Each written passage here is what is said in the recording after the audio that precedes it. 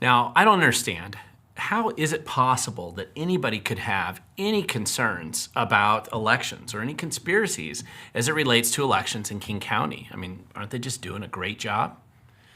Now, we've discussed in a few recent videos the unfolding drama of the arrogant and, I believe, deceptive King County election supervisor, Julie Weiss, who has supervised and directed the super secret midnight server swap, basically away from prying eyes or the knowledge of election observers, who really only discovered this happened because a lone observer noticed some people who were not King County election employees wandering around the offices.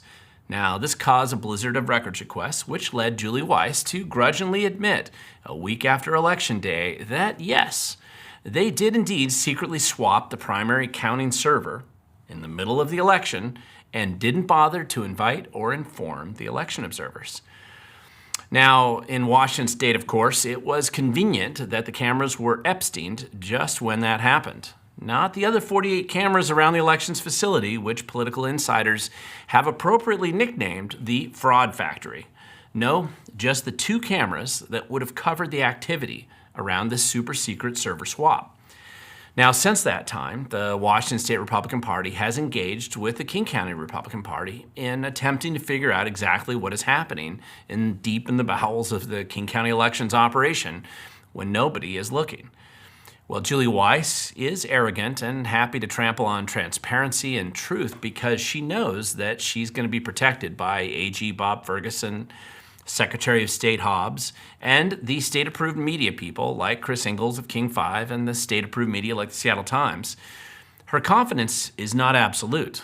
I mean, the problem with lying, and lying so habitually, is that eventually the lies that they tell are going to catch up with them.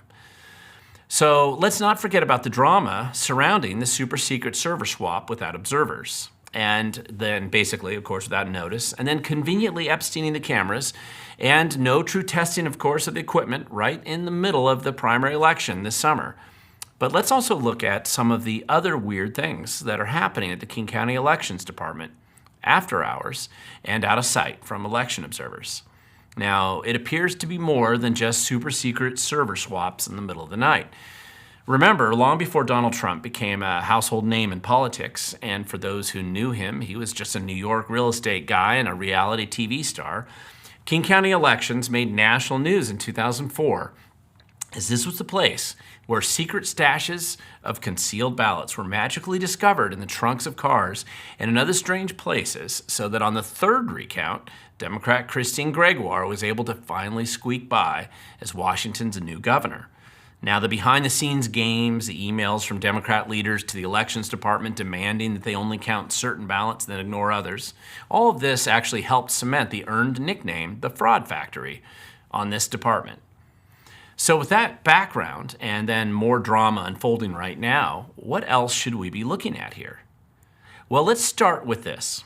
You can actually see this video playing over my shoulder, which is on Rumble right now, and I'll link to that below, which just touches on kind of a serious problem that has been uncovered from records requests from the fall elections in 2022.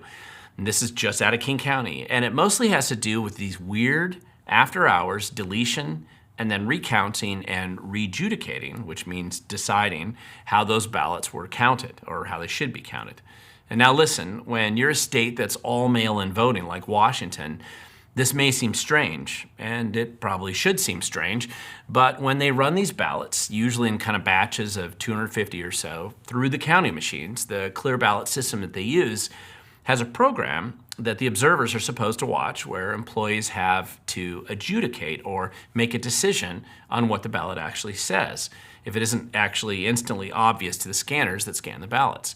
Now, normally this requires observers from both parties to be there kind of looking over their shoulders, making sure that the employee is doing the right thing and not conveniently shifting the votes to someone else. However, that check and balance only works when the observers are present.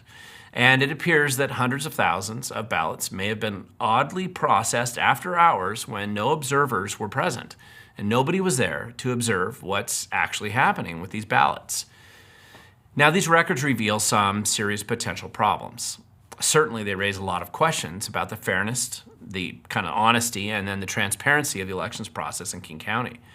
particularly under the bumbling and kind of arrogant leadership of Julie Weiss, who just currently occupies this position. She only has one job. It's managing the elections, and she isn't doing it in a transparent or honest way. But why? Why would she create election conspiracies with her actions? What is she actually hiding? Why does she continue to hide, deny, or then pretend there's nothing to see here? At the same time, she's redacting everything and stiff-arming all levels of potential accountability. Again, this is just the beginning of the story, I believe, but I'm afraid that it's unlikely to get much better the deeper we dig and the more we look. We do need honest elections. You don't get honest and credible elections when you secretly do your work in the dead of the night when no election observers are present. You don't prove that you have nothing to hide by then hiding the truth and then playing hide the ball with heavy redactions on records requests. Of course, conveniently after lobbying Olympia to have the ability to conceal that information in the first place. You don't prove that you're honest by Epsteining the cameras, hiding the truth, and then of course attacking people who dare to question you. If there's nothing to hide, maybe they should just stop trying to hide so many things.